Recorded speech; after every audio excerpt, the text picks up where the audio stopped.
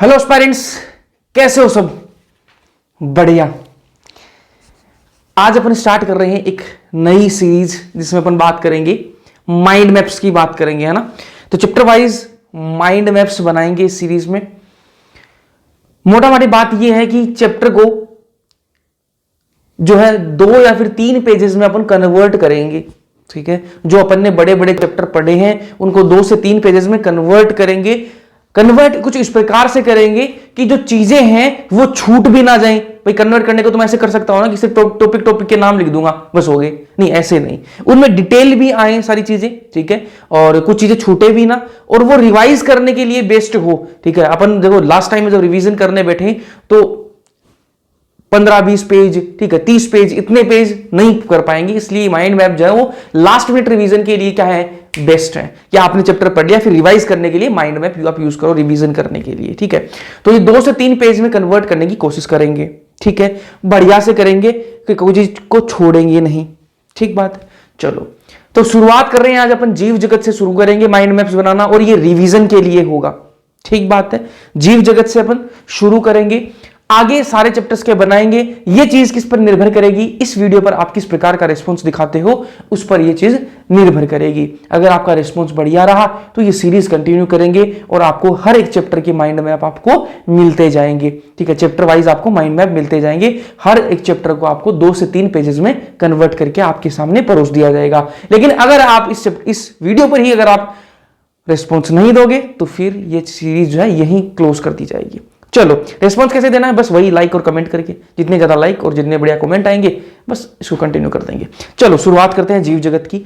मैं उम्मीद ये करता हूं कि आपने जीव जगत चैप्टर जो पढ़ लिया होगा। ठीक है, ये जो वीडियो होगी वो आपके लिए रिवीजन के लिए होगी। चलो तो जीव जगत चैप्टर जब स्टार्ट होता है तो इसमें पहली बार क्वेश्चन पूछता है एनसीईआरटी जो है, पहले ही पैराग्राफ में क्वेश्चन पूछ लेती है कि जीव क्या है।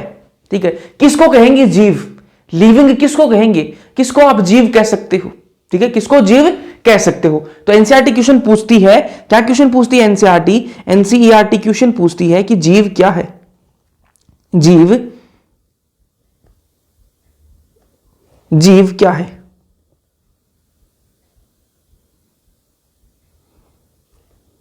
जीव क्या है, बताओ भाई क्या है जीव। ठीक है, तो अपन बता रहे हैं, इसका आंसर दें, इसका आंसर दे दें कि जीव क्या है। चलो इसका आंसर देते हैं, पहले कलर ले लेते हैं। आज कलर्स के साथ में थोड़ा खेलेंगे, ठीक है, और अलग अलग कलर्स यूज करेंगे ताकि अपन को जो पढ़ेंगे तो बढ़िया लगे, थोड़े नोट्स तो है दिखने में थोड़े से सुंदर दिखे। ठीक है, जीव क्या है, तो जीव किसको कहेंगे, कुछ विशिष्ट गुणों। ठीक है, कुछ विशिष्ट गुण है जो जीव को क्या करेंगे, परिभाषित करेंगे। कुछ विशिष्ट क्या है, गुणों द्वारा यह परिभाषित किया जा सकता है। जो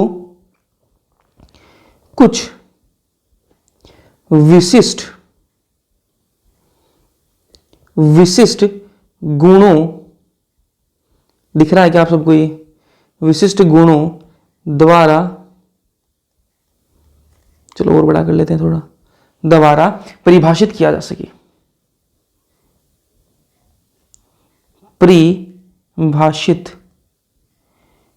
किया जा सके।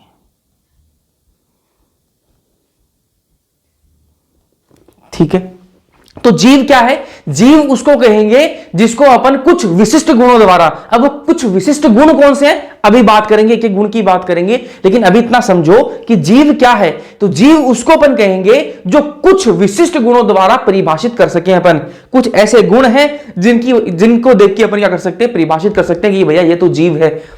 अगर अपन अभी पढ़ेंगे कुछ गुण पढ़ेंगे, वो गुण सारे किसी एक में हैं तो उसको अपन जीव कह देंगे। ठीक है, कोई भी अपने सामने कोई चीज पड़ी है और अपन को ये डिसाइड करना है कि ये जीव है या नहीं है, तो अपन देखेंगे कि वो गुण इसमें है या नहीं है। अगर वो गुण इसमें है तो ये जीव है, अगर वो गुण इसमें नहीं है तो ये जीव नहीं है। सिंपल सी बात है। ठीक बात है। चलो तो पहली लाइन का मतलब समझ में आ गया आपको, जीव क्या है, जो कुछ विशिष्ट गुणों द्वारा परिभाषित किया जा सके उसको क्या कहेंगे, जीव कहेंगे।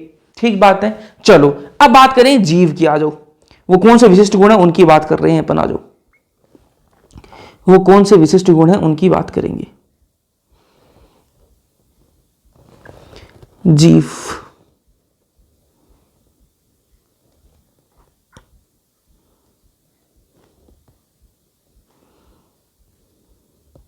जीव। ठीक है, सबसे पहला जो गुण है वो कौन सा है? वृद्धि। ठीक है, पहला जो अभिलक्षण है वो कौन सा है? वृद्धि। पहला जो अभिलक्षण है वो कौन सा है? एक मिनट, थोड़ी सी इसको पेन को छोटा कर लेता हूं मैं। पहला जो अभिलक्षण है वो कौन सा है आपका? वृद्धि।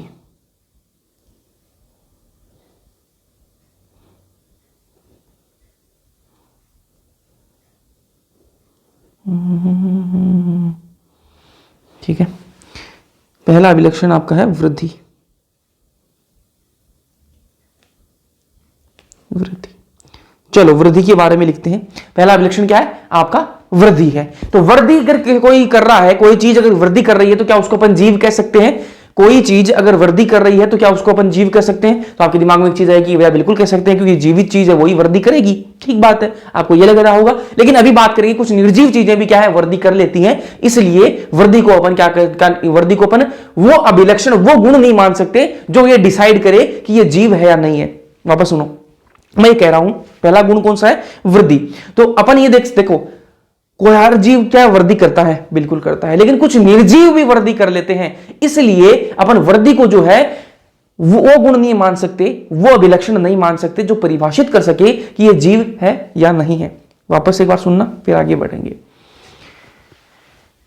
अपना काम क्या कर रहे हैं अपन? कर क्या रहे हैं अपन? ये डिसाइड कर रहे हैं कि जीव है या नहीं है। जीव किसको कहेंगे? तो जीव उसको कहेंगे जो कुछ गुणों द्वारा क्या हो? परिभाषित हो सके। उसमें से पहला गुण कौन सा है? वो कुछ गुणों में से पहला गुण कौन सा? वृद्धि। तो वृद्धि क्या ऐसा गुण है क्या? वृद्धि ऐसा गुण है क्या जो सिर्फ जीवों के अंदर पाया जाता हो, जो निर्जीव के अंदर बिल्कुल नहीं पाया जाता हो? ठीक है, या फिर सभी जीवों के अंदर पाया जाता हो? क्या वृद्धि ऐसा गुण है? अभी उसकी बात करते हैं, आ जाओ वृद्धि की बात करते हैं। चलो, तो जो वृद्धि है वो क्या है? अपरिवर्तनीय, अपरिवर्तनीय परिवर्तन है। वृद्धि क्या है? अपरिवर्तनीय परिवर्तन है। परिवर्तन है। ठीक है, अगर एक बार कोई परिवर्तन हो गया, एक बार किसी की वृद्धि होगी तो फिर वो वापस कम नहीं हो सकता। मान लो मेरी हाइट बढ़ गई तो कल को वापस छोटी हो जाएगी क्या? नहीं हो सकती। एक बार अगर परिवर्तन हो गया वृद्धि में तो फिर वो हो जाता है। अब आप कहोगे भैया वजन बढ़ता है तो वजन कम हो जाता है। अपन उस वजन बढ़ने को यहां पर वृद्धि नहीं मान रहे हैं। ठीक है, अगर मेरी हाइट बढ़ रही है, ठीक है, मेरी ग्रोथ हो रही है, तो वो वापस डाउन नहीं होगी। ठीक बात है। तो अब ये इसलिए क्या बोला इसको? अपरिवर्तनीय परिवर्तन। ये जो परिवर्तन हो रहा है ये वापस परिवर्तन नहीं हो सकता इसमें, है ना। एक बार परिवर्तन हो गया तो ये पीछे नहीं आएगा। ठीक बात है। चलो, इसके वृद्धि के क्या है? द्वियुग्मी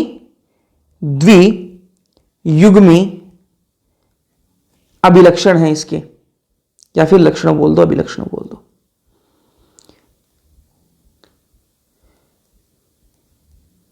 ठीक है, वृद्धि की क्या है? द्वियुग्मी अभिलक्षण है। ठीक है, पहला कौन सा है?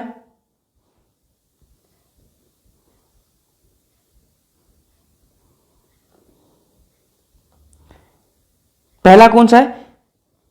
भार। ठीक है, तो जीवों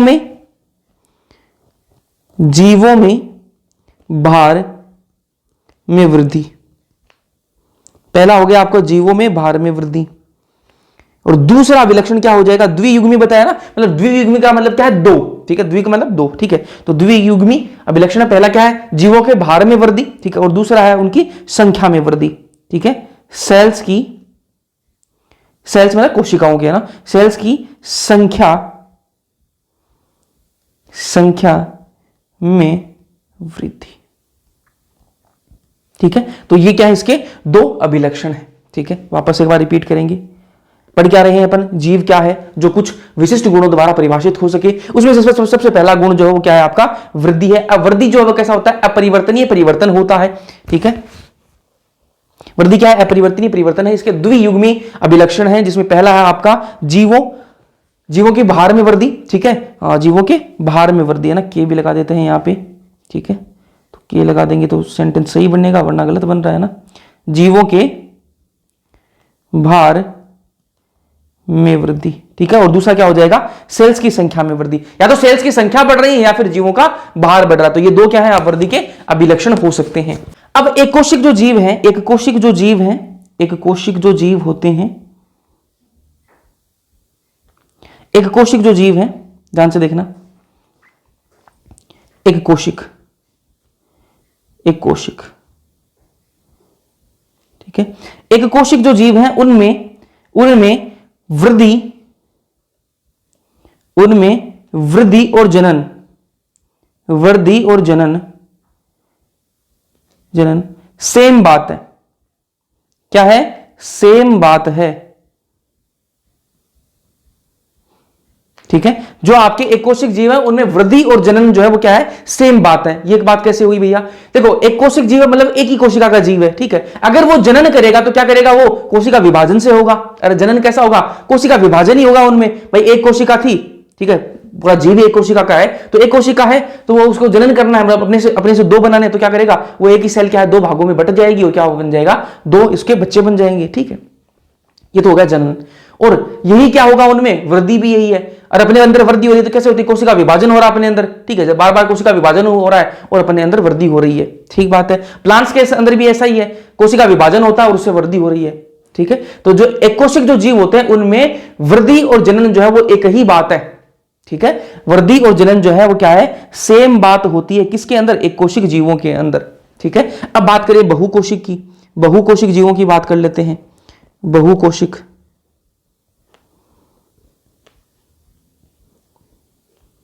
बहुकोशिक जीवों की बात करते हैं तो इनमें वृद्धि और जनन जो है, वृद्धि और जनन ये अलग अलग बात है। बहुकोशिक जो जीव हैं उनमें वृद्धि और जनन जो है वो क्या है? अलग अलग बात है, अलग अलग बात है।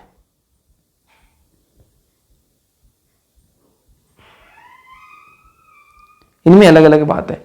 एक कोशिक जीवों में वृद्धि और जनन जो है वो सेम बात है। वही मैं बात करूं बहुकोशिक जीवों के अंदर, उनके अंदर वृद्धि और जनन जो है वो अलग अलग बात है। अपन क्या है? बहुकोशिक जीव में भाई मैं बड़ा हो रहा हूं, मैं बड़ा हो रहा हूं, ये क्या? वृद्धि है, ठीक है। लेकिन मैं बड़ा हो रहा हूं तो जनन हो गया, ऐसा थोड़ी ना होता है भाई। जनन और वृद्धि तो अलग अलग बात है ना बहुकोशिक जीवों के अंदर। भाई मैं बड़ा भी हो रहा हूं साथ में मेरा जनन भी हो रहा है, ऐसे थोड़ी ना यार, ठीक है। तो बहुकोशिक जीवों के अंदर वृद्धि और जनन जो है वो अलग अलग बात है। वहीं मैं बात करूं एक कोशिक जीवों की तो वहां पर जो वृद्धि और जनन जो है वो सेम बात होती है, ठीक बात हो गई। चलो अब एक दो पॉइंट और लिखेंगे फिर अपन आगे बढ़ेंगे। पौधों में वृद्धि, पौधों में वृद्धि,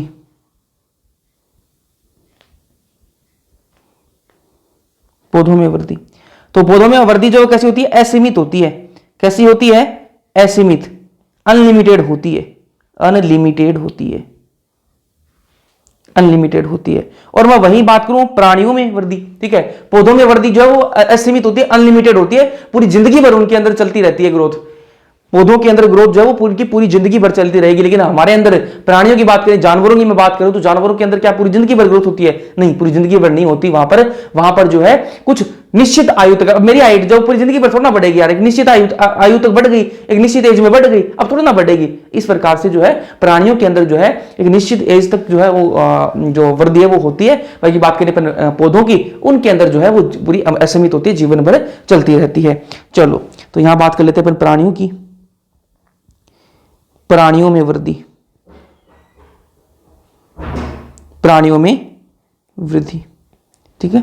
तो प्राणियों में जो वृद्धि होती है वो कैसी होती है? कुछ आयु तक होती है, कुछ आयु तक होती है, कुछ आयु तक, ठीक है। तो प्राणियों में वृद्धि कुछ आयु तक है और पौधों में वृद्धि एक क्या है? असीमित होती है, अनलिमिटेड होती है। समझ में आई या नहीं वही बात? अब मैं यहां पर एक पॉइंट लिखूंगा। क्या पॉइंट लिखूंगा? कि भैया ये जो वृद्धि वाला जो गुण है, ये जो अभिलक्षण है, ये क्या परिभाषित करने वाला है क्या? ये जीवन को परिभाषित करने वाला है क्या? नहीं जी, ये परिभाषित करने वाला अभिलक्षण नहीं है।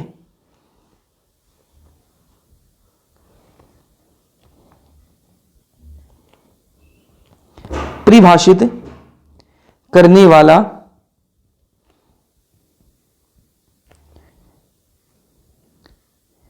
अभिलक्षण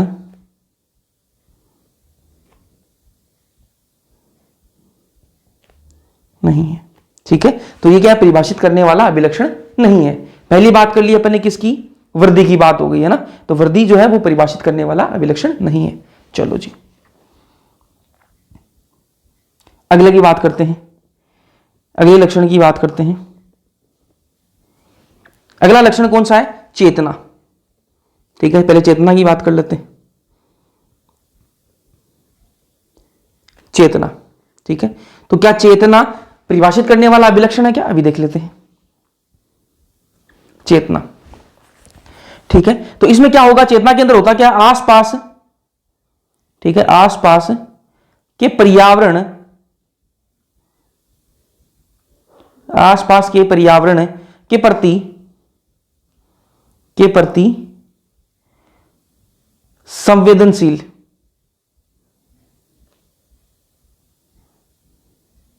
संवेदनशील होना।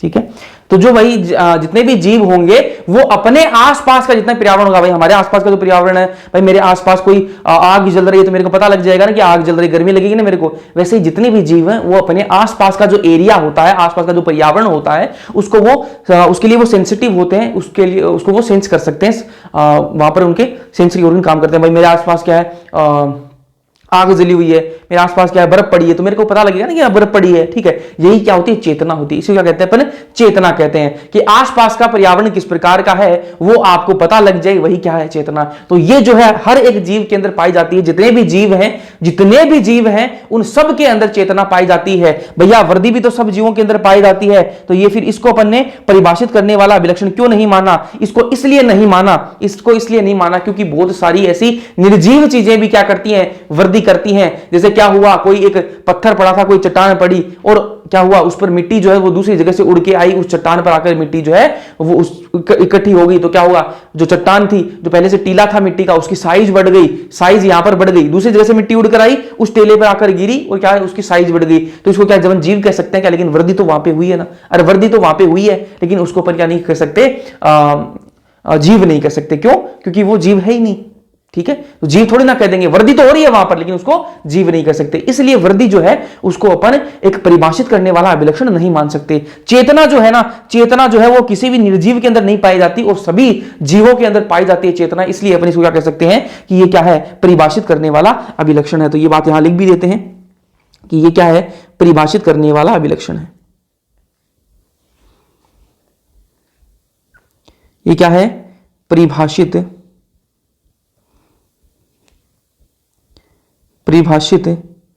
करने वाला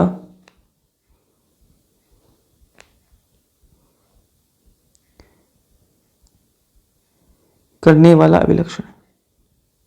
ठीक है, चेतना क्या है, आसपास, पहली बात तो आपको पता होना चाहिए चेतना होती क्या है, आसपास के पर्यावरण को के लिए प्रति क्या हो, संवेदनशील हो, वो क्या चेतना है। उसके अलावा ये क्या है, परिभाषित करने वाला अभिलक्षण है। ये आपको पता होना चाहिए। चलो फिर अगला लक्षण देखते हैं अपन। अगला लक्षण देखो भाई, अगला लक्षण देखते हैं, जनन की बात कर लेते हैं। किसकी बात करते हैं, जनन की।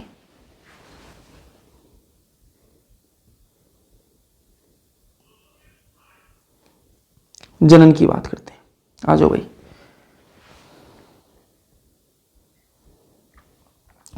जनन के बारे में बात करते हैं। जनन जो है वो क्या है, एक जैविक प्रक्रिया है। सबसे पहली बात तो एक पता होना चाहिए आपको, जनन क्या है, जैविक प्रक्रिया है, जैविक प्रक्रिया है।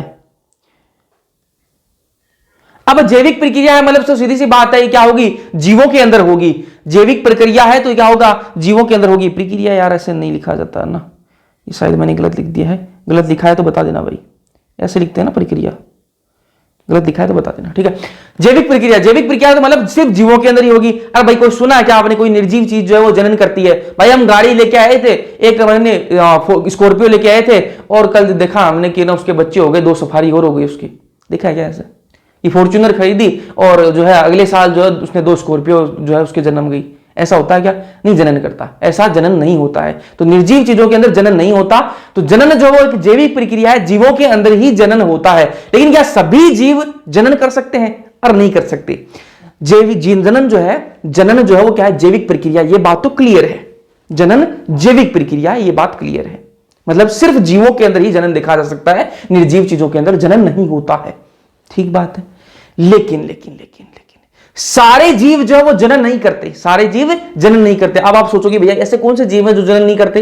ऐसे कौन से जीव हैं जो जनन नहीं करते? आप सब जानते हो, सारे एग्जाम्पल जो भी बताऊंगा आप उन सबको जानते हो कि ऐसे जीव भी हैं जो जनन नहीं करते। लेकिन उससे पहले अपन बात करेंगे, कुछ एग्जाम्पल्स देती है यहां पर एनसीईआरटी, तो वो अपन को पता होना चाहिए कि द्विखंडन जो जनन है वो किसके अंदर पाया जाता है, विखंडन किसके अंदर होता है, बडिंग किसके अंदर होता है, तो वो पर देख लेते हैं, फिर अपन एग्जाम्पल पे आएंगे कि कौन से जीव जो है वो जनन नहीं करते, उन पर भी आएंगे। विखंडन, विखंडन से जनन किसके अंदर होता है? ये है आपके बैक्टीरिया, ये याद होने चाहिए आपको, बैक्टीरिया, पैरामीशियम, उसके अलावा अमीबा। दूसरा है यहां पे मुकुलन, मुकुलन किसके अंदर? यीस्ट और हाइड्रा के अंदर, यीस्ट और हाइड्रा के अंदर। फिर है आपका यहां पर बीजाणु, बीजाणु किसके अंदर बनते हैं? फंजाई के अंदर। ट्रू रीजनरेशन किसके अंदर पाई जाती है? प्लेनेरिया के अंदर। ठीक है, तो ये एग्जांपल्स आपको याद होने चाहिए ना, एनसीईआरटी लिखी हुई है तो ये सारी चीजें आपको पता होनी चाहिए भाई। यहां पर प्लेनेरिया लिखना है, प्लेनेरिया, अभी तो गलत हो जाएगा पूरा सिस्टम। प्लेनेरिया। विखंडन किसके अंदर होता है? विखंडन, ये अभी अपन क्लासेस अगर आप मेरे से ले रहे हो तो आपको पता भी होगा, पढ़ भी रहे हैं अपन, विखंडन वाली बात तो पढ़ भी रहे हैं। किस किस के अंदर होता है ये? फंजाई के अंदर अपन ने पढ़ा है, फंजाई, ठीक है। उसके अलावा ये होता है तंतुमयी शैवाल के अंदर, ये भी अपन पढ़ लिया है, तंतुमयी शैवाल। उसके अलावा मोस के प्रथम तंतु में, ठीक है, ये भी अपन पढ़ चुके हैं, मोस वाली बात भी अपन पढ़ चुके हैं। कहां पर? ब्रायोफाइट के अंदर अपन मोस भी पढ़ चुके हैं। तो यहां अपन को विखंडन देखने को मिलता है। अब अपने काम की बात क्या है? वो कि भाई कौन से ऐसे जीव हैं जो जनन नहीं करते, कौन से ऐसे जीव हैं जो जनन नहीं करते लेकिन वो जीव हैं, ठीक है, तो उनकी बात कर लेते हैं। तो यहां पर एग्जांपल हो जाएगा सबसे पहले तो इनफर्टाइल ह्यूमन कपल। बहुत सारे मानव कपल इस प्रकार के, मानव युगल इस प्रकार के हैं, ठीक है, कपल इस प्रकार के हैं जो क्या नहीं कर सकते, बच्चा पैदा नहीं कर सकते, है ना। ये अपन जनन स्वास्थ्य वाले चैप्टर में पढ़ चुके हैं ये वाली बात तो, ना, कि बहुत सारे मानव ऐसे हैं, बहुत सारे कपल ऐसे हैं जो बच्चे पैदा नहीं कर सकते। तो क्या वो जीव नहीं है? क्या बिल्कुल जीव तो है यार, वो इंसान तो है ही। बच्चे तो पैदा नहीं कर सकते, जनन तो नहीं कर सकते, लेकिन इंसान तो है, वो जीव तो है ही, वो बिल्कुल जीव तो है। अब अपन ये मान लेंगे भाई जिसके अंदर जनन होगा उसी को जीव बोलेंगे हम, तो और जीव ही नहीं बोलेंगे, तो ऐसे लोग तो बेचारे वो तो फिर जीव ही नहीं रहेंगे, तो निर्जीव हो जाएंगे, ठीक है। जो वर्कर भी हैं मधुमक्खियों के अंदर अपन पढ़ा है, जो वर्कर भी हैं, ठीक है, वर्कर जो मधुमक्खी होती है वो भी क्या है? बच्चे पैदा नहीं करती, वो जनन नहीं करती, ठीक है, तो उसको भी क्या कर दिया पर निर्जीव भाई, तू तो जनन ही नहीं कर सकती। ऐसा तुम नहीं कर सकते, जीव तो है ही यार वो, ठीक है। उसके अलावा जो खच्चर है, खच्चर जो है वो बच्चे पैदा नहीं कर सकता, बच्चे पैदा नहीं कर सकता, जनन नहीं कर सकता, तो क्या हम ऐसे बोल दें खच्चर तो भाई निर्जीव है, खच्चर तो निर्जीव है, ऐसा कह सकते हैं क्या? पर नहीं कर सकते। इसलिए जनन को अपन परिभाषित करने वाला विलक्षण नहीं मान सकते। अगर अपन ने जनन को परिभाषित करने वाला विलक्षण मान लिया तो क्या होगा? खच्चर को भी अभी निर्जीव कहना पड़ेगा, और कुछ ऐसे जो कपल हैं जो बच्चे नहीं पैदा कर सकते उनको भी अपन को क्या मानना पड़ेगा कि ये भी क्या है? निर्जीव है। ठीक बात है, चलो तो ये वाली बात लिख लेते हैं, यहां पे एग्जाम्पल की बात कर लेते हैं। यहां पे एग्जाम्पल, इनफर्टाइल ह्यूमन कपल,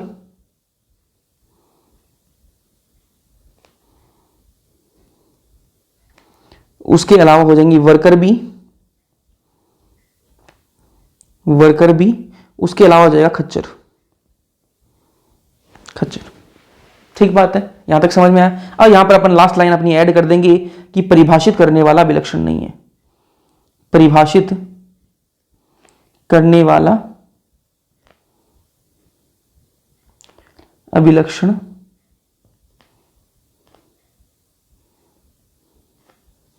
नहीं है। ठीक बात है, यहां तक कोई दिक्कत आपको होनी नहीं चाहिए, ठीक है। अब इसी चीज को मैं थोड़ा सा साइड में करूंगा ताकि थोड़ी सी जगह बन जाए। इसी को मैं उठा के और यहां ले आऊंगा, एंड में ले आऊंगा बिल्कुल, ठीक है। और इस एरो को मैं बना देता हूं वापस बिल्कुल यहां पे, ठीक है। अब जगह बन गई वापस अपने पास में। चलो इसके अलावा कोई और भी गुण है क्या? पहला गुण अपन को, एक गुण तो अपन को मिल चुका है, चेतना। मतलब चेतना क्या है आपका? परिभाषित करने वाला विलक्षण। बाकी वृद्धि भी नहीं है, जनन भी परिभाषित करने वाला विलक्षण नहीं है। फिर अपन बात करेंगे किसकी, जो अपना एक अगला जो है वो कौन सा होगा आपका? उपापचय। ठीक है, उपापचय, मेटाबॉलिज्म, उसकी बात कर लेते हैं। वो क्या भी, वो परिभाषित करने वाला विलक्षण है क्या? बिल्कुल वो होता है भाई, वो होता है।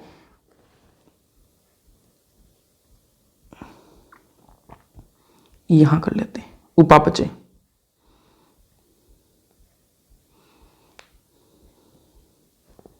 उपापचय, ठीक है, इसके बारे में डिटेल्स लिखते हैं। उपापचय, ठीक है, तो इसमें क्या होगा?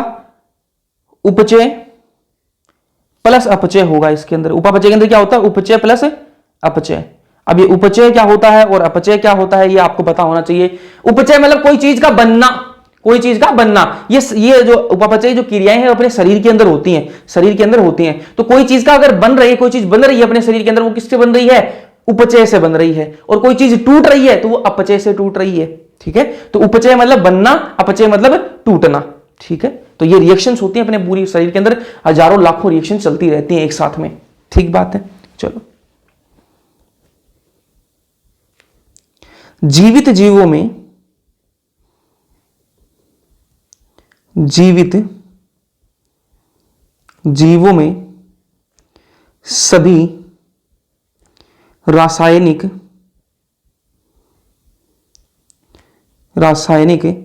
क्रियाओं, सभी रासायनिक क्रियाओं का कुल योग क्या होता है? आपका उपापचय होता है। उपापचय, ठीक है। तो जीवित जीवों के अंदर जितनी भी रासायनिक क्रिया हो रही है, मैं जीवित जीव हूं, मेरे अंदर जितनी भी रासायनिक क्रियाएं हो रही हैं, उन सब का कुल योग, उन सबको टोटल करेंगे तो उसको क्या कहेंगे अपन? टोटल करने के बाद में सारी रिएक्शन क्या कहेंगे अपन? उपापचय नाम दे देंगे, मेटाबॉलिज्म नाम दे देंगे। ठीक है, ये सुना होगा इसका मेटाबॉलिज्म बढ़िया है। ठीक है, उसी को उपापचय कहते हैं हिंदी में। ठीक है, तो अपने शरीर के अंदर जितनी भी रिएक्शन चल रही हैं, उन सबको एक साथ में क्या बोल देंगे अपन? उपापचय बोल देंगे। ठीक है, चलो यहां एक पेज के लिए लेते हैं। चलो,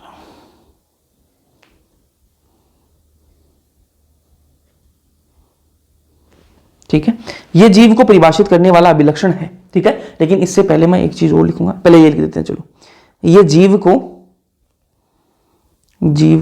ऐसा नहीं लिखते हैं, परिभाषित करने वाला अभिलक्षण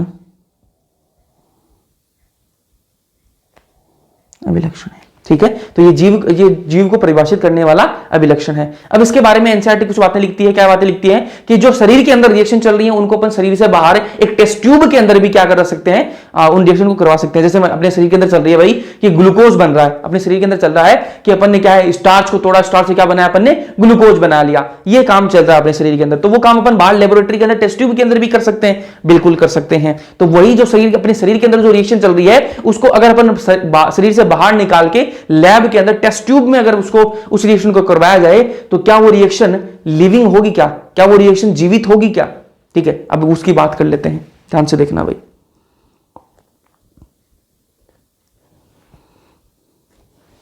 ठीक है, मेटाबॉलिक रिएक्शन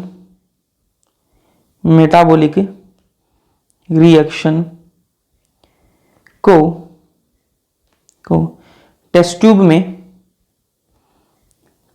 ट्यूब में, चलो उसको ऐसे लिखते हैं, ऐसे लिखते हैं। चलो, टेस्ट ट्यूब में किया जा सकता है,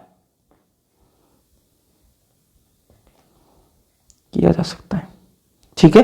जो अपने मेटाबॉलिक रिएक्शन चल रही है, जो शरीर के अंदर चल रही हैं, उन रिएक्शन को अपन बाहर भी कर सकते हैं। कोई ऐसी दिक्कत वाली बात नहीं है, बाहर भी अपन टेस्ट ट्यूब में भी इसको कर सकते हैं। टेस्ट ट्यूब में की गई रिएक्शन, टेस्ट ट्यूब में की गई रिएक्शन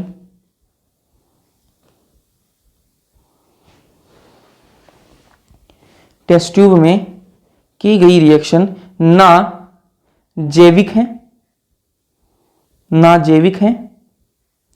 ना निर्जीव है।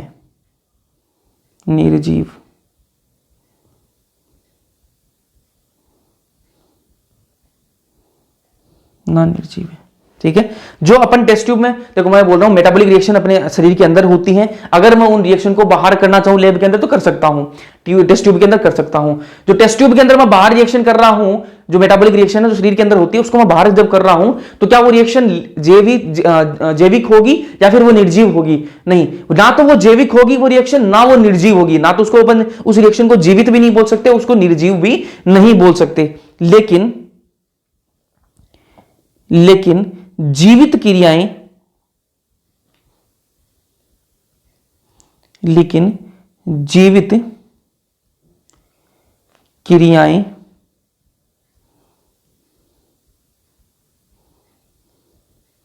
होती हैं।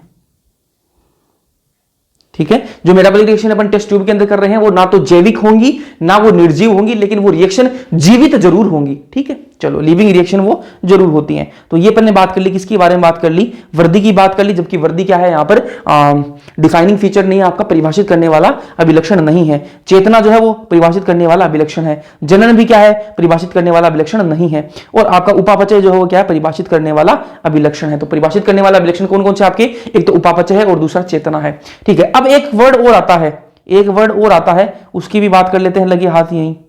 ठीक है, सबचेतन, सबचेतन, सबचेतन। ठीक है, जो सबचेतन है वो सिर्फ मानव में पाया जाता है। सबचेतना, ठीक है, खुद के प्रति चेतना जो है वो सिर्फ मानव के अंदर पाई जाती है और किसी के अंदर नहीं पाई जाती। चेतना जो है, ध्यान से सुनना भाई, चेतना जो है वो सारे जीवों के अंदर पाई जाती है और सबचेतन, सबचेतना सिर्फ मानव के अंदर पाई जाती है। तो यहां लिख देते हैं ये बात। ठीक है, सिर्फ मानव में, सिर्फ मानव में होती है।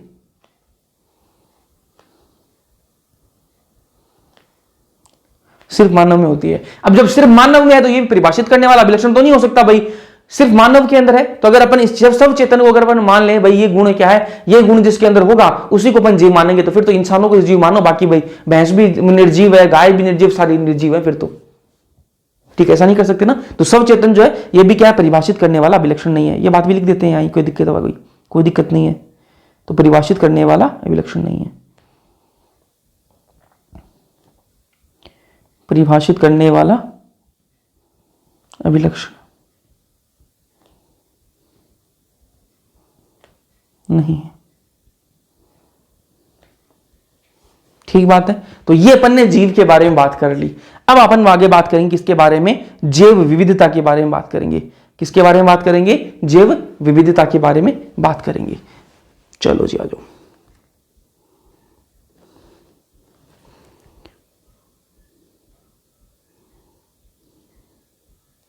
एक मिनट,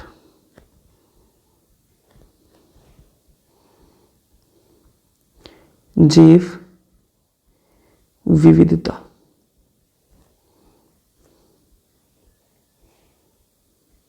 जैव विविधता, ठीक है, बायोडाइवर्सिटी।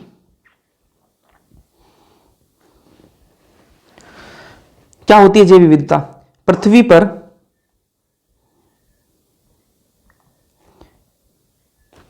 पर मौजूद सभी जीवों की संख्या, ठीक है, पृथ्वी पर जितने भी जीव हैं, ठीक है, उनकी संख्या, ठीक है, और उनके प्रकार क्या कहेंगे अपन? जैव विविधता कहेंगे ना। तो पृथ्वी पर मौजूद सभी जीवों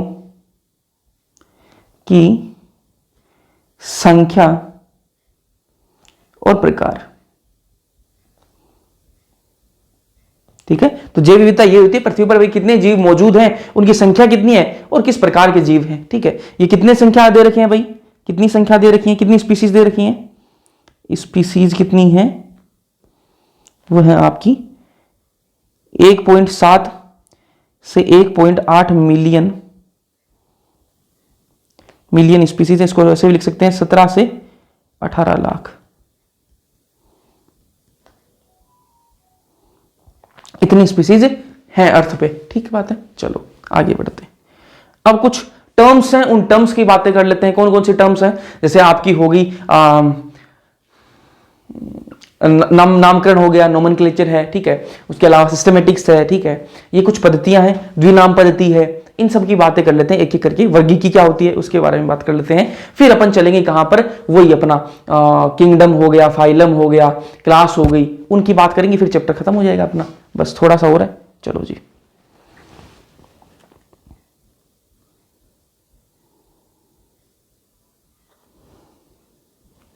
नाम पद्धति, नाम पद्धति, इंग्लिश वाला भी लिख देते हैं नोमेनक्लेचर।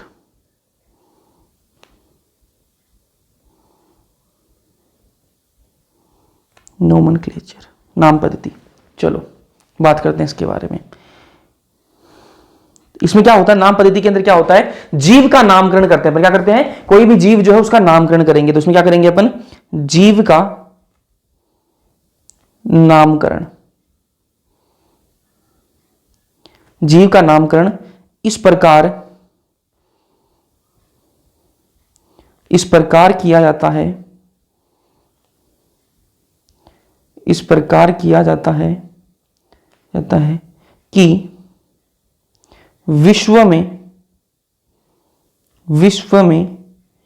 उस जीव को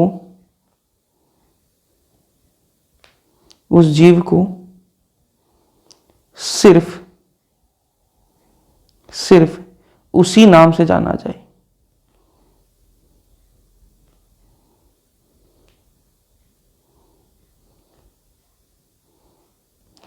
ठीक है, तो इसमें क्या करेंगे अपन, नाम पद्धति के अंदर क्या करेंगे, जीवों का नामकरण करेंगे, और वो नामकरण है ना अपन इस प्रकार से करेंगे कि उस जीव का नाम जो है वो सिर्फ एक ही नाम हो, कि पूरे विश्व के अंदर उस जीव को सिर्फ उसी नाम से जाना जाए। जैसे अपन बात करें ह्यूमन की, तो होमोसेपियंस, पूरे विश्व के अंदर होमोसेपियंस के नाम से ही मानव को जाना जाता है साइंस की भाषा में।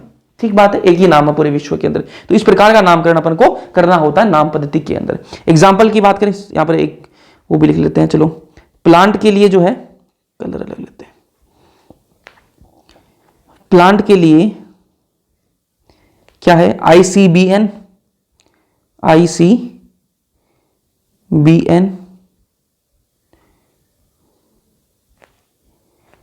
फुल फॉर्म भी लिख लेते हैं इसकी, international code for botanical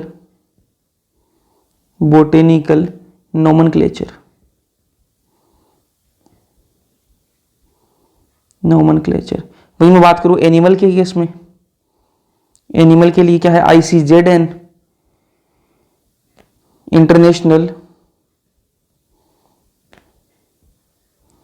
international code for zoological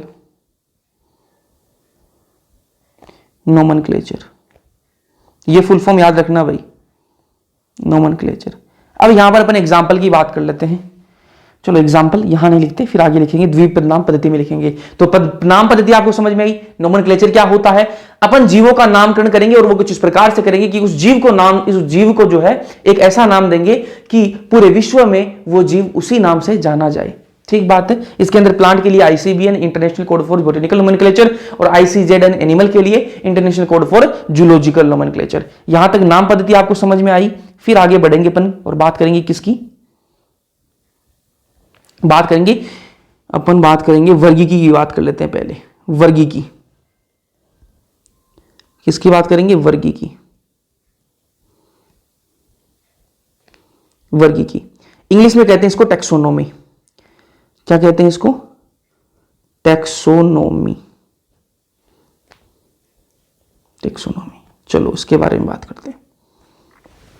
इसमें क्या करेंगे अपन, सभी जीवों के गुण देखेंगे। ठीक है, जितने भी जीव हैं, वर्गीकी क्या होती है, सभी जीवों के गुणों के आधार पर क्या करेंगे, उनको अपन क्लासिफाई करेंगे, वर्गीकृत करेंगे, है ना। तो ध्यान से देखना, सभी जीवों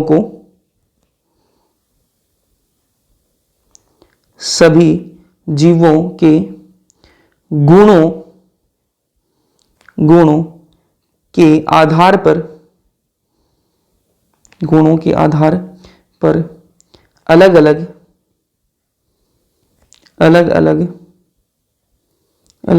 टैक्सा में वर्गीकृत करने की प्रक्रिया है।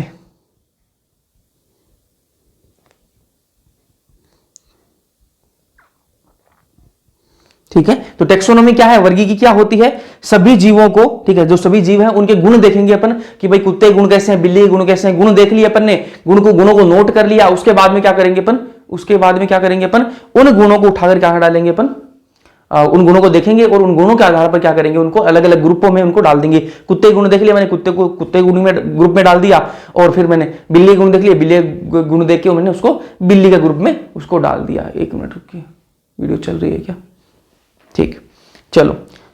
अब इसमें इस प्रक्रिया में ठीक है, कौन कौन से अपने जो पॉइंट होंगे, मेन पॉइंट कौन कौन से होंगे वो अपन देखेंगे, है ना। तो इस प्रक्रिया में क्या क्या काम आता है वो देखो भाई। पहला जो अपन देखते हैं, सबसे पहला जो देखते हैं वो क्या है, विशेषीकरण। क्या करते हैं, विशेषीकरण। विशेषीकरण क्या होता है, विशेषीकरण के अंदर अपन क्या करते हैं कि कोई कुत्ता देखा मैंने, सामने कुत्ता है, अब इसको मेरे को क्या ग्रुप में डालना है, तो क्या करूंगा, सबसे पहले कुत्ते क्या करूंगा मैं, पहचान उसकी विशेषताएं लिखूंगा। भाई कुत्ते की पूंछ मोड़ी हुई है, कुत्ता जो है मुंह खोल रखा है उसने, ठीक है, उसके दांत ऐसे हैं, ये सारी मैं विशेषताएं लिखूंगा। ठीक है, कुत्ते को देखा मैंने, सारी विशेषताएं लिख ली। तो पहला पॉइंट तो ये होगा विशेषीकरण। विशेषीकरण यही होता है कि सारी विशेषताएं लिख लो। ठीक है, विशेषताएं देख लिया आपने, उसके बाद में आपको क्या करना है, दूसरे नंबर पर आपको क्या करना है, पहचान करनी है। पहचान कैसे करोगे, आपने सारी विशेषताएं लिख ली, आपके सामने कुत्ता खड़ा है और आपको क्या करना, आपको नहीं पता वो कुत्ता है, आपके सामने कुत्ता है, आपने सारी विशेषताएं लिखी। फिर आप क्या देखोगे कि भैया ऐसी विशेषताएं, ऐसी मिलती जुलती विशेषताएं किसी और जीव की भी है क्या। ठीक है, आपने कुत्ता देखा, ठीक है, आपने सारी विशेषताएं लिख ली, फिर उसके बाद आप उन विशेषताओं को पढ़ोगे और पढ़ने के बाद आप देखोगे कि भाई ऐसी विशेषताएं कुछ दूसरे ग्रुप की भी है क्या, कुछ दूसरे जीव की भी है क्या। अगर ऐसी विशेषताएं दूसरे जीवों की भी हैं तो उस कुत्ते को उठाएंगे और उस ग्रुप में डाल देंगे। समझ रहे हो या नहीं समझ रहे, तो पहचान करेंगे। अगले तीसरा जो आपका है जो स्टेप वो क्या है, पहचान की। तीसरी जो स्टेप है वो क्या है, आपकी वर्गीकरण।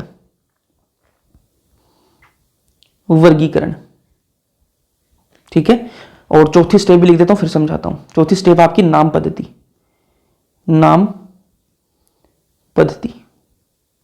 ध्यान से देखना भाई। सबसे पहले आपके सामने जीव खड़ा है, एक बिल्कुल खड़ा है, कुत्ता है वो, ठीक है, आपको नहीं पता लेकिन वो कुत्ता है। क्या करोगे आप, सारे उसके विशेषताएं लिख लोगे, सारी विशेषताएं लिख लोगे। पहली स्टेप होगी विशेषीकरण, लिख लिया आपने। फिर आप क्या करोगे, पता लगाओगे ऐसी विशेषताएं किसी दूसरे जीव में भी है क्या।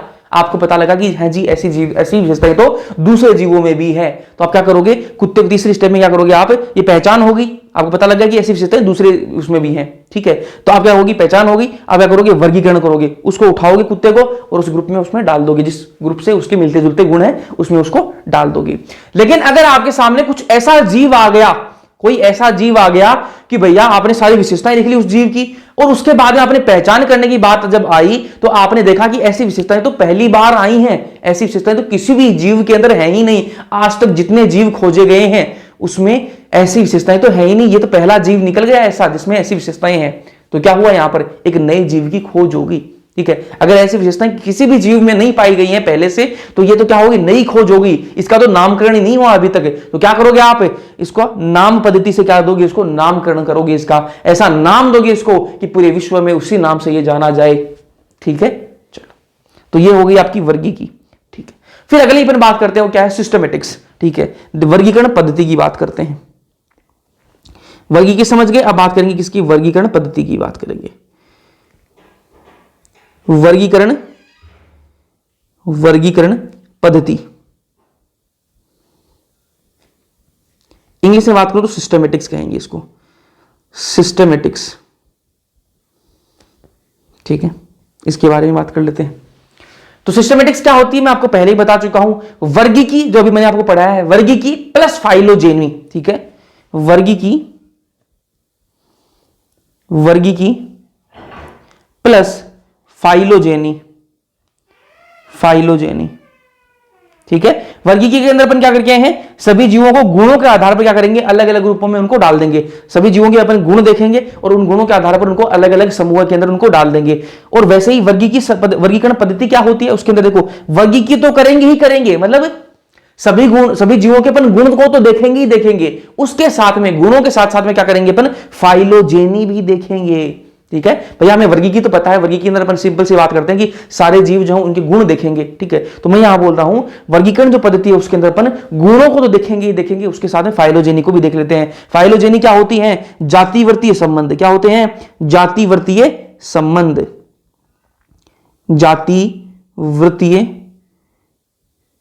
जातिवर्तीय संबंध, ठीक है। जातिवर्ती संबंध का मतलब क्या है? जो आपके इवोल्यूशन के जो संबंध है, मतलब मान लो आपके सामने कुत्ता खड़ा है, आपने वर्गीकी के तहत आपने क्या किया, उसके गुण तो आपने देख लिए। अब आपको क्या करना है? गुण तो देख लिए, लेकिन आपको क्या करना है? ये भी देखना है कि उसका इवोल्यूशन कहां से हुआ है, उसका विकास कहां से हुआ है। अरे कुत्ता जो है उसका पूर्वज कौन कौन है, ये भी आपको देखना है। अगर आप ये भी देख रहे हो ना, अगर आप गुणों के साथ साथ में विशेषताएं आपने देख ली, गुण उसके देख ली कुत्ते के, उसके बाद में आप उसका ये भी देख रहे हो भाई कुत्ता जो है उसके पूर्वज कौन है। अगर आप वहां तक जा रहे हो, पूर्वजों तक जा रहे हो ना, तो वो क्या हो जाती है? फिर वर्गीकरण पद्धति हो जाती है। सिर्फ आप गुण देखते हो, सिर्फ आप गुण देखोगे, वो क्या होती है? वर्गीकी होती है। लेकिन वर्गी के साथ, गुणों के साथ साथ में अगर आप फाइलोजेनी, उसके पूर्वजों तक की बात भी देख रहे हो ना, तो वो क्या हो जाएगी? वर्गीकरण पद्धति हो जाएगी। उसको क्या कहते हैं? सिस्टमेटिक्स कहते हैं। सिर्फ गुणों को देख रहे हो, वर्गीकी। गुणों के साथ साथ में आप अगर उनकी पूर्वजों की भी बात करने लग जाते हो कि ये कहां से, ये इनके पूर्वज कौन कौन है, ठीक है, फिर अब क्या जाती है? वर्गीकरण पद्धति हो जाती है। ठीक बात है। चलो, ये जो सिस्टमेटिक्स वर्ड से है वो कहां से आया है उसकी बात कर लेते हैं। तो ये क्या है? सिस्टेमा वर्ड से आया है। सिस्टेमा वर्ड से आया है। और सिस्टेमा क्या है? एक लैटिन वर्ड है, एक लैटिन वर्ड है सिस्टेमा। उसी से क्या है? सिस्टमेटिक्स वर्ड बना है। ठीक बात है। सिस्टेमा नेचुरी या फिर सिस्टेमा नेचर, ये किसकी बुक है? ये एक बुक है किसकी? कैरोलस लीनियस की। कैरोलस लीनियस की बुक है ये, कैरोलस लीनियस की बुक, ठीक है। सिस्टेमा नेचुरी क्या है? कैरोलस लीनियस की एक किताब है, ठीक है। यहां तक समझ में आई आपको, ठीक है। तो ये क्या? जैव विविधता की बात कर ली अपन ने, नाम पद्धति, वर्गीकी, वर्गीकरण पद्धति, ये समझ में आ गया। अब अपन बात करेंगे द्विपदनाम पद्धति की बात करेंगे। किसकी बात करेंगे? द्विपदनाम पद्धति की। यहां कर लेते हैं, चलो यहां जगह काफी है। तो अगली बात करेंगे किसकी? द्विपदनाम पद्धति।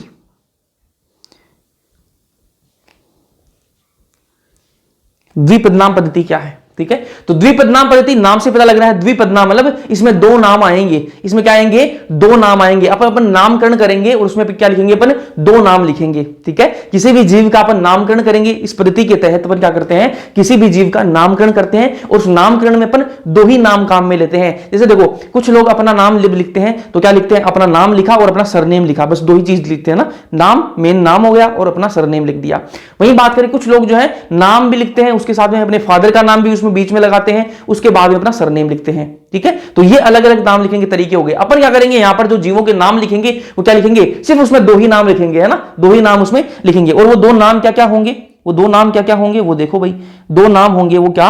जीनस, एक नाम होगा जीनस का और दूसरा होगा स्पेसिफिक एपिथेट, या फिर सिंपल लिखूं मैं तो स्पीसीज का, ठीक है। दो नाम होंगे द्विपदनाम पद्धति के अंदर, सिर्फ दो नाम होंगे। कौन कौन से? एक जीनस होगा पहला और दूसरा आपका स्पीसीज होगा। जैसे अपन लिखते हैं अपना नाम तो क्या लिखते हैं? पहला एक तो मेन नाम हो गया और दूसरा अपना सरनेम हो गया, ठीक बात है। वहीं यहां पर जो है ये क्या, यहां पर जो अपन द्विपदनाम पद्धति के अंदर क्या लिखेंगे? पहला जीनस लिख दिया अपन ने उस जीव का, दूसरा अपन ने उसकी स्पीसीज लिख दी, ठीक है, अपना नाम बन गया, ठीक है। चलो, अब इसके लिए कुछ रूल्स हैं, वो रूल्स देख लेते हैं भाई।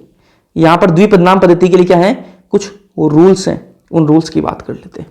पहला रूल क्या है? पहला रूल है लैटिन भाषा में लिखेंगे, लैटिन भाषा में,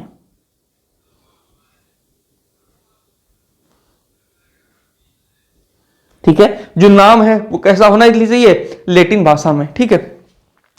दूसरा जो है वो कैसा है? इटैलिक्स में लिखेंगे। क्या लिखेंगे? इटैलिक्स में लिखेंगे, इटैलिक्स में लिखेंगे। अब इटैलिक्स क्या है? इटैलिक्स कोई भाषा नहीं है। इटैलिक्स जो है वो कोई भाषा नहीं है, ठीक है। जब अपन टाइपिंग करते हैं ना, आप मोबाइल में चैटिंग जब करते हो तो वो भी देख लेना, इटैलिक्स जब कई बार देखा होगा जो वर्ड है वो तिरछे लिखे जाते हैं ना, तो वो क्या है, इटैलिक्स, ठीक है। जो वर्ड्स जो तिरछे लिखे हुए हो उन्हीं को क्या कहते हैं अपन, इटैलिक्स से। तो जब भी अपन किसी जीव का नामकरण करते हैं, जीव का नाम लिखते हैं, तो किसे लिखते हैं, पहला जीनस लिखेंगे, दूसरी उसकी स्पीसीज लिखेंगे। अभी नाम लिखने के लिए कुछ रूल्स हैं, वो रूल क्या है, पहला रूल तो लैटिन भाषा में लिखेंगे, दूसरा क्या है, इटैलिक्स में लिखते हैं। इटैलिक्स का मतलब क्या है, इटैलिक्स मतलब तिरछे लिखेंगे, तिरछे वर्ड लिखेंगे, ठीक है। शब्द जो वो सीधे नहीं तिरछे लिखेंगे, ठीक है। तो टाइप करेंगे तब तिरछे लिखेंगे, इटैलिक्स वहां पर ऑप्शन होता है। तीसरा जो आपको रूल याद रखना है वो क्या है कि पहला जो शब्द होगा वो क्या होगा, जीनस होगा। पहला शब्द क्या होगा, जीनस, पहला शब्द जीनस, जीनस। और दूसरा क्या होगा, दूसरा शब्द क्या होगा आपका, स्पीसीज, ठीक है। नामकरण में पहला शब्द क्या होगा, जीनस होगा, और दूसरा क्या होगा, स्पीसीज होगा। ये तीसरा रूल हो गया। चौथा रूल देखो भाई, चौथा रूल, हाथ से लिखने पर, हाथ से लिखने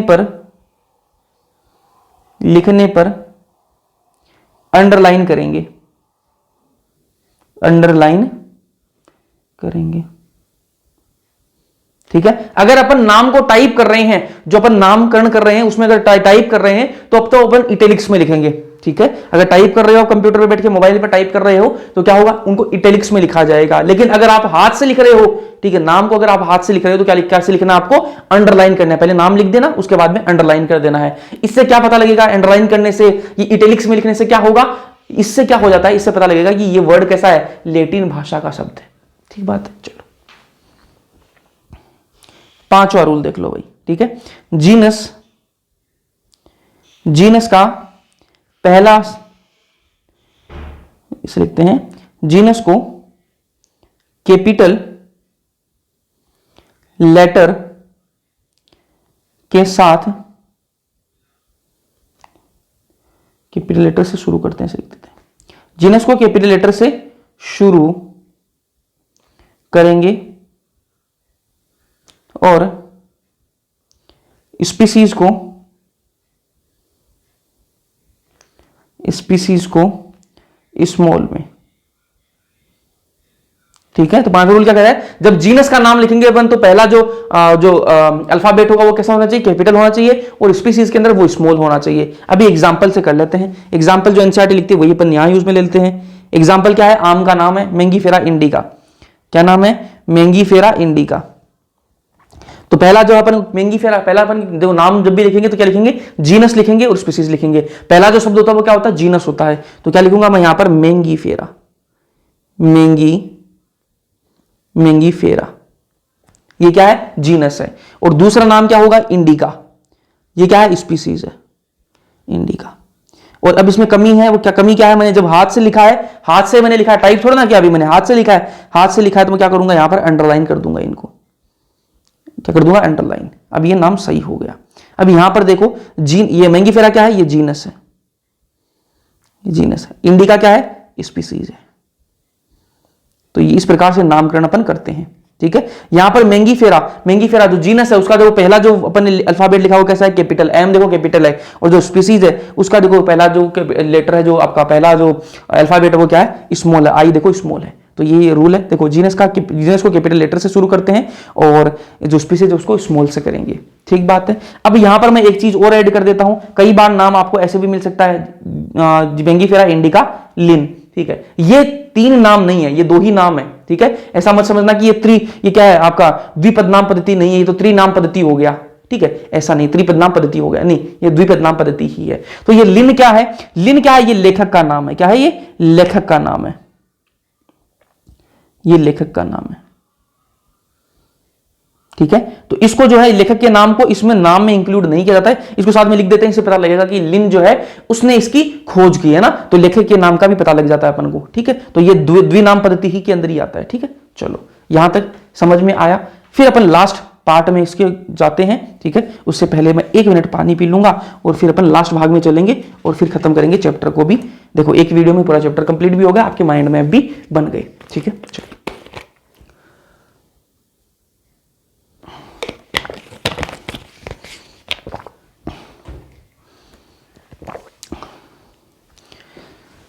चलो जी बीचों बीच ले लेते हैं बिल्कुल।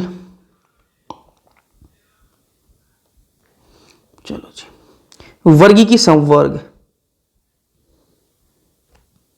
वर्गी की संवर्ग, इंग्लिश में बात करूं तो टेक्सोनोमिकल, टेक्सोनोमिकल कैटेगरी।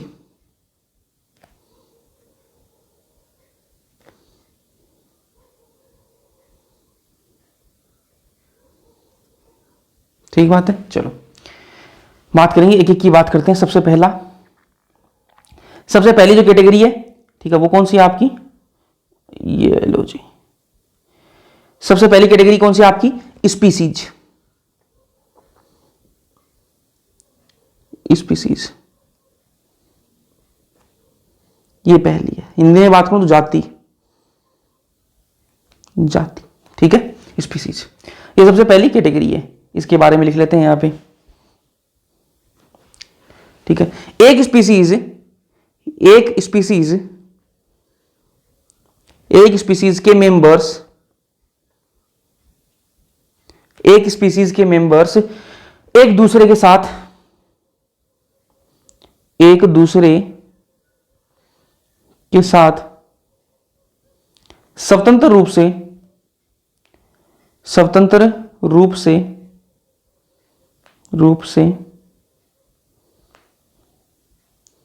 स्वतंत्र रूप से जनन कर सकते हैं,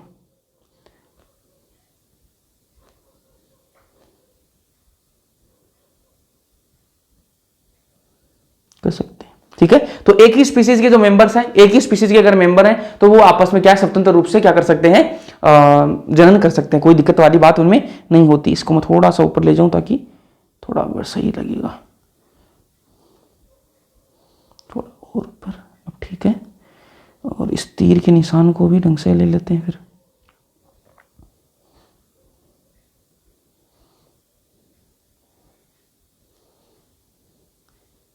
चलो ठीक है। तो जाति की बात कर रहे हैं अपन, तो स्पीसीज जो है, एक ही स्पीसीज के अगर मेंबर है, एक ही स्पीसीज के अगर मेंबर है तो आपस में क्या कर सकते हैं, स्वतंत्र रूप से एक दूसरे के साथ में क्या कर सकते हैं, जनन कर सकते हैं। ये लाइन आपको याद होनी चाहिए। चलो अब यहां पर कुछ एग्जांपल्स की बात कर लेते हैं। चलो एग्जाम्पल, ठीक है। पी पूरा लिखूं क्या, पैंथेरा टिग्रिस, पैंथेरा टिग्रिस, और फिर हो जाएगा आपका पैंथेरा लियो,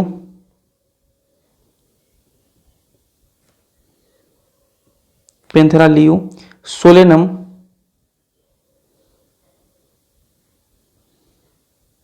सोलेनम ट्यूबेरोसम,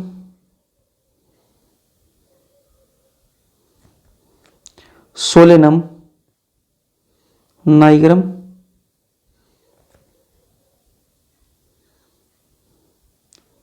और एक हो जाएगा सोलेनम मेलंगिना।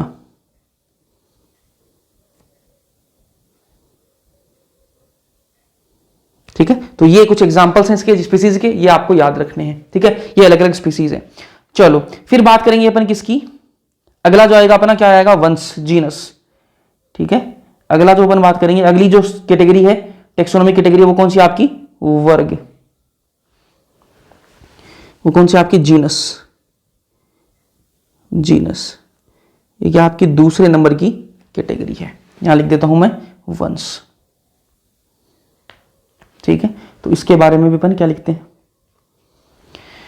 इसमें क्या होंगे, संबंधित, संबंधित जाति या फिर स्पीसीज,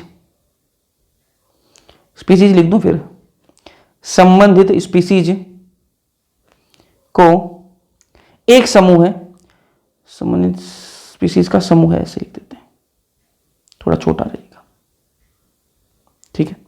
तो इनमें देखो ये अपने जाति पढ़ी, अपने अभी स्पीसीज पढ़ी। अब इन स्पीसीज में से जो आपस में संबंधित होंगी, जैसे पेंथेरा टिग्रिस है, पेंथेरा लियो है, आपस में क्या है, ये संबंधित हैं, तो इन सब उठाकर कहां रख देंगे अपन, एक ही जीनस के अंदर रखेंगे। देखो पेंथेरा टिग्रिस के अंदर पेंथेरा जीनस है, ठीक है, और पेंथेरा लियो के अंदर भी क्या है, पेंथेरा जीनस है। यहां देखो सोलेनम नाइग्रम के अंदर भी सोलेनम जीनस है, सोलेनम ट्यूबेरोसम के अंदर भी सोलेनम क्या है आपका जीनस है, और सोलेनम मेलंगिना के अंदर भी सोलेनम सोलेनम क्या है आपका जीनस है। तो ये सारे क्या है, एक ही जीनस के मेंबर हैं, ठीक है। तो इनको क्या डाल देंगे अपन, एक ही जीनस के अंदर डाल देंगे। तो संबंधित जो आपस में रिलेटेड जो आपकी स्पीसीज होंगी, आपस में रिलेटेड स्पीसीज होंगी, उनको अपन एक ही वंश में, एक ही समूह के अंदर डाल देंगे। वो क्या है आपका वंश हो जाएगा। अब यहां पर एग्जाम्पल्स की बात कर लेते हैं अपन। एग्जाम्पल हो जाएगा आपका, अभी मैंने आपको बता भी दिया, सोलेनम,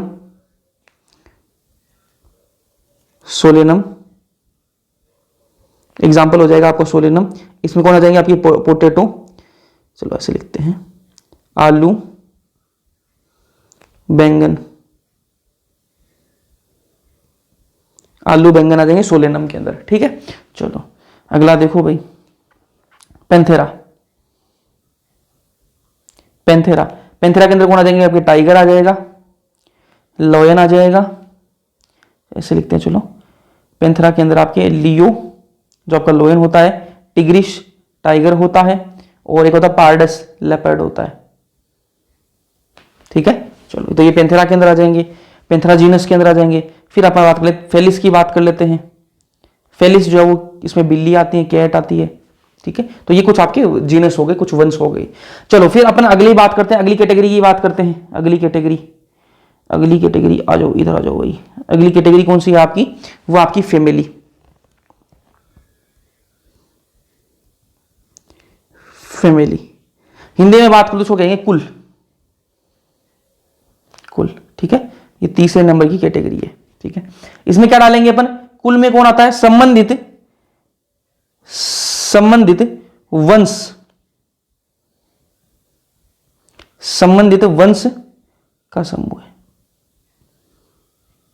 ठीक है। अपन ने समूह पढ़ा, ठीक है, कौन सा, जीनस, ठीक है, जीनस पढ़ लिया अपन ने, वंश पढ़ लिया। तो अब वंश के अंदर अब इनमें जो आपस में कौन होंगे, रिलेटेड होंगे ना, इन पेंथेरा फेलिस, इनमें आपस में जो रिलेटेड होंगे ना, संबंधित होंगे, उन सबको अपन किसमें डालेंगे, एक फैमिली के मेंबर होंगे वो, ठीक है, एक फैमिली के। ऐसे ऐसे समझो, जो आपस में संबंधित स्पीसीज होंगी उनको अपन ने किसमें डाल दिया भाई, आपस में क्लोजली रिलेटेड स्पीसीज हैं, ठीक है, आपस में रिलेटेड स्पीसीज है, उनको किसमें डाल देंगे अपन, एक ग्रुप के अंदर डाल देंगे, एक जीनस के अंदर डाल देंगे।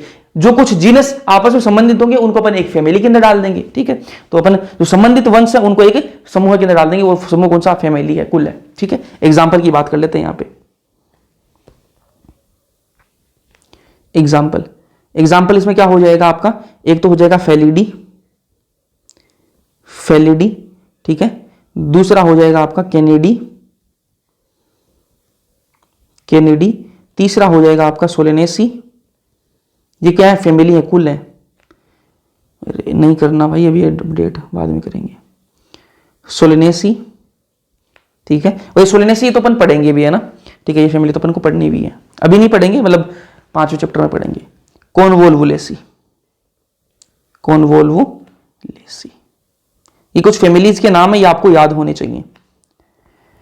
चलो इस फैमिली में कौन आते हैं, सोलेनेसी वाली फैमिली में कौन कौन आते हैं आपके, इसमें आएंगे आपके सोलेनम, सोलेनम, पेटूनिया और दतूरा, ये आपको याद होने चाहिए, दतूरा। ये कौन सी फैमिली के अंदर आते हैं, सोलेनेसी फैमिली के एग्जाम्पल है। कैनेडी के अंदर कौन आता है आपके, ये डॉग फैमिली है, कुत्ते की फैमिली है ये। आपको पूछे कुत्ते की फैमिली कौन सी होती है, तो कैनेडी, ठीक है। और फेलिडी किसकी होती है, बिल्लियों की, ठीक है, बिल्ली वाली फैमिली है ना, फेलिस। चलो 3 कैटेगरी होगी, फिर चौथी कैटेगरी की तरफ चलते हैं, चौथी कैटेगरी की तरफ चलते हैं, आ जाओ भाई। फोर्थ जो कैटेगरी है आपकी वो कौन सी है, ऑर्डर, ऑर्डर, हिंदी में बात करूं तो गण, ठीक है। अब इसके बारे में बात कर लेते हैं। तो गण के अंदर जो ऑर्डर है, इसके अंदर क्या डालेंगे, जो संबंधित कुल होंगे, जो संबंधित फैमिली होंगी आपस में, जो रिलेटेड फैमिली होंगी, जो आपस में रिलेटेड फैमिली होंगी, उनको उठाकर किसमें डाल देंगे अपन, गण के अंदर डाल देंगे, ठीक है। तो इसमें वही लिख देते हैं अपन, वही लाइन आएगी सेम टू सेम, संबंधित, संबंधित कुल, कुल का समूह, जो संबंधित कुल होंगे उनका समूह है, कौन होगा, गण होगा। एग्जाम्पल की बात कर लेते हैं, इसमें मेन आपको एग्जाम्पल याद रखने हैं ना। चलो अब एक लाइन और लिखूंगा, वो लाइन बहुत इंपॉर्टेंट है ना, उसे क्वेश्चन भी आए हुए हैं, ठीक है, तो वो भी लिख लेना। इसमें पहला जो गण है वो आपका क्या है, पोलीमोनियल्स, पोलीमोनियल्स, पोलीमोनियल्स। इसमें कौन कौन सी फैमिली आती है पोलीमोनियल्स के अंदर, वो देख लो भाई। इसके अंदर आती है एक तो सोलेनेसी आती है, सोलिनेसी फैमिली आती है और एक आती है कॉन्वोल्वुलेसी। ठीक है, दो फैमिली इस गण के अंदर आती है, इस ऑर्डर के अंदर आती है, कॉन्वोल्वुलेसी। ठीक बात है। अगला जो एग्जांपल है गण का वो क्या हो जाएगा आपका, प्राइमेटा। प्राइमेटा। अगला एग्जांपल कार्निवोरा। कार्निवोरा। तो ये आपको ऐसे के ऐसे याद होने चाहिए भाई। कार्निवोरा में कौन कौन सी फैमिली आती है, फेलिडी, फेलिडी बिल्लियों वाली और कैनिडी कुत्ते वाली फैमिली, ये किसके अंदर आती हैं, कार्निवोरा गण के अंदर आती हैं। ठीक बात है। चलो ये इसके एग्जांपल हो गए। फिर अगले अगले जो कैटेगरी है उस पर चलते हैं। 4 कैटेगरी होगी, 5वीं कैटेगरी पे आ जाओ। 5वीं कैटेगरी है क्लास। क्लास हिंदी में बात करूं तो वर्ग। इसके बारे में भी लिख लेते हैं, वही बात सेम बात आएगी। संबंधित जो गण होंगे, संबंधित जो गण होंगे उनको कहां डालेंगे अपन, क्लास के अंदर डाल देंगे। संबंधित गणों का समूह है, समूह है। एग्जाम्पल की बात करेंगे, मेन तो एग्जाम्पल है भाई। Example Mammalia. ममेलिया, ममेलिया क्या है, क्लास है। ठीक है, और ममेलिया के अंदर कौन कौन से ऑर्डर आते हैं, कौन कौन से गण आते हैं वो देख लो। प्राइमेटा आ जाता है इसके अंदर, प्राइमेटा। उसके अलावा आपका कार्निवोरा इसी के अंदर आता है, कार्निवोरा गण भी इसी के अंदर आता है, किसके अंदर, ममेलिया के अंदर।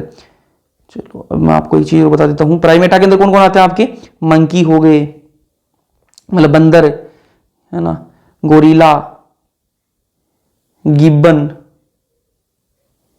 ये सारे किसके अंदर है, प्राइमेटा के अंदर। कार्निवोरा के अंदर आते हैं आपको ना कि कहते हैं कुत्ते, टाइगर आ गया आपका, कैट हो गई, बिल्ली हो, मतलब बिल्ली तो होगी, कैट ना, और कुत्ता हो गया डॉग। ठीक है, ये सारे कार्निवोरा के हो गए। चलो अब अपने अगली कैटेगरी की बात करते हैं, 6वें नंबर की कैटेगरी। 6वें नंबर की कैटेगरी की बात कर लेते हैं, तो वो क्या है आपकी, फाइलम।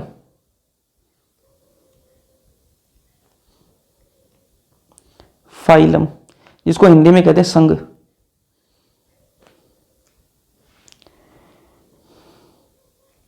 ठीक है, चलो फाइलम की बात कर लेते हैं। फाइलम में कौन सा फाइलम है, कोरडेटा की बात कर लेते हैं अपन ना, कोरडेटा फाइलम। कोरडेटा, कोरडेटा के अंदर कौन कौन आता है वो देखो। कोरडेटा के अंदर आ क्या है आपके, पाइसस मछलियों, ठीक, मछलियां आती हैं। एम्फीबियंस, मेंढक वगैरह ना, उभयचर, एम्फीबियंस, ये हिंदी वाले नाम आपको पता ही है। रेप्टाइल्स, एव्स, ममल्स, ये सारे आते हैं किसके अंदर, फाइलम के अंदर। ये सारी क्लास हैं, ये फाइलम के अंदर आती हैं। ठीक है, कौन सा फाइलम के अंदर, कोरडेटा के अंदर आती हैं। चलो फिर अपन लास्ट कैटेगरी की बात करते हैं, और वो क्या है आपकी, किंगडम। 7 नंबर की कैटेगरी है किंगडम, जगत, हिंदी में जगत। ठीक है, चलो तो इसके अंदर तो कौन कौन से 2 किंगडम है आपके, एक तो प्लांट किंगडम है, प्लांटाई, और एक है आपका एनिमलिया। एक एनिमल किंगडम है, एक प्लांट किंगडम है, ये आप सब जानते ही हो। ठीक है, तो ये आगे क्या है, अलग अलग टेक्सोनोमिक कैटेगरी है। अब यहां पर एक लाइन ऐड करवा दें, ठीक है, और वो लाइन बहुत ही ज्यादा इंपॉर्टेंट है, यहां करवा देता हूं मैं उस लाइन को ऐड। ठीक है, देखना भाई, स्पीसीज, स्पीसीज से जब अपन किंगडम की तरफ जाते हैं, स्पीसीज से जब अपन किंगडम की तरफ जाते हैं तो क्या होता है, तो क्या होता है, तब क्या होता है, सामान्य गुण जो वो घट जाते हैं। सामान्य गुण घट जाते हैं। इस पर एग्जाम में क्वेश्चन आए हुए हैं, 2-3 बार आए हुए हैं। ये लाइन बहुत इंपॉर्टेंट है, तो इसको बक्से में बंद कर देते हैं। चलो भाई बक्से में बंद कर देते हैं इस लाइन को, इंपॉर्टेंट लाइन है। ठीक है, जब अपन स्पीसीज से किंगडम की तरफ जाते हैं तो क्या होता है, स्पीसीज से किंगडम की तरफ जाते हैं तो क्या होगा, सामान्य गुण जो है वो क्या है, घट जाते हैं। सामान्य गुण जो है वो क्या होते हैं, घट जाते हैं। ठीक है, जैसे जैसे अपन स्पीसीज से जीनस की तरफ जब बढ़ेंगे, जीनस से अपन फैमिली, फैमिली से ऑर्डर, ऑर्डर से क्लास, क्लास से फाइलम, फिर किंगडम की तरफ जैसे जैसे अपन ऊपर बढ़ते जाएंगे तो जो सामान्य गुण जो है वो क्या है, घटते जाएंगे, घटते जाएंगे। ठीक है, तो ये वाली लाइन भी आपको क्लियर हो जानी चाहिए, या इसी के साथ अपना जो पूरा चैप्टर जो है वो समाप्त हो जाता है। तो मैंने कोशिश की है यार कि एनसीईआरटी की हर एक लाइन जो है यहाँ पर आपको समझाने की कोशिश की है, और जो मेन चीजें हैं वो सारी ऐड करवाने की कोशिश की है। अगर आपने पढ़ा ये चैप्टर पहले से तो आपको पता भी होगा कि हर एक चीज यहाँ पर क्लियर की गई है।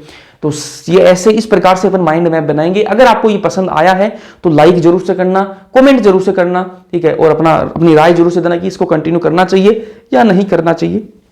रिस्पॉन्स आप दिखाओगे बढ़िया से, अपन सारे चैप्टर्स के ऐसे ही 2-3 पेज में पूरे चैप्टर को नाप देंगे, और आप जो है आपको रिवीजन करने में भी मजा आएगा। तो इसी के साथ में अपन मिलते हैं अगले लेक्चर्स के अंदर। तब तक के लिए मजे मारो, पढ़ते रहो।